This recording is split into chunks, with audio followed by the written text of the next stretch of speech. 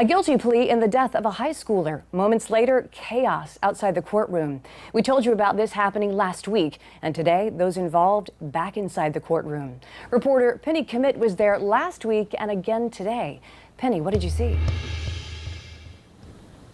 Yeah, Jen, I just got out of court maybe 10-15 minutes ago. These are my notes from inside of the courtroom. The big news coming out of Virginia Beach Court today is that Jacob Meadows, who pled guilty just last week to killing a Virginia Beach high school football player, will now remain behind bars until his sentencing that is scheduled for the fall. Now, we have some video of him being arrested. Again, this happened just about 30 minutes ago. Now, today's hearing was to him be found in contempt. He was found guilty of contempt, which means he will spend 10 days in jail and face a $250 fine. But the judge also revoking his bond, calling his behavior abhorrent and saying that he will remain behind bars until his sentencing. So how did this all start? Well, Monday, which we told you about, that fight broke out in the courtroom. Here's what the evidence showed.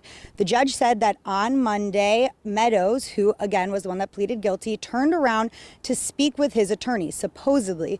The judge says that was unwise for him to do while he was leaving the courthouse, knowing that the victim's family was right behind him. He says that Meadows should have turned around the second he noticed the victim's family was right behind him, but instead he didn't. He stood there and then actually watched. You can see in the video, he kind of watches as the family has this sort of outburst. The brother of the victim, the guy who was killed, obviously reacting very emotionally. The judge says that Meadows should have turned around right there, but Meadows stood there and watched. The judge called this extremely disrespectful.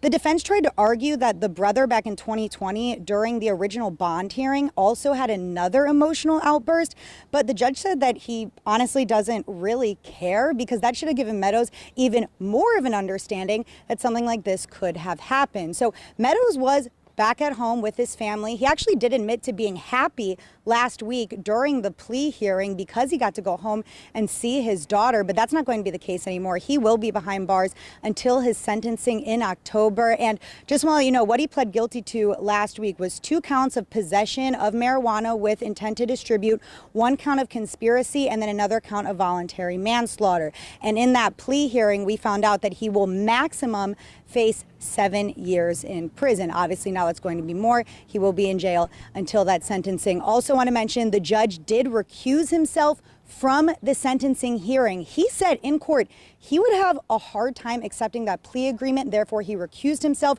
So there will be a new judge come October. We'll have all of these details and how everything unfolded today, along with some more video from inside of the courtroom on our website shortly, WTKR.com. For now, we're live in Virginia Beach. I'm Penny Commit, News 3.